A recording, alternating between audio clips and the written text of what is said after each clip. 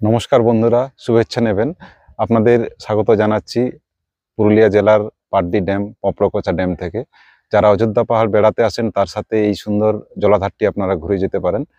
বাঘমুন্ডি বলরামপুর রোডে বাসিটাঁড় বলে একটা মোড় রয়েছে, সেখান থেকে আরও 9 কিলোমিটার এসে আপনি অতি সহজেই এখানে পৌঁছাতে পারেন এই পাটডি গ্রাম পার হয়ে এই পপড়কোচা ড্যামের কাছে।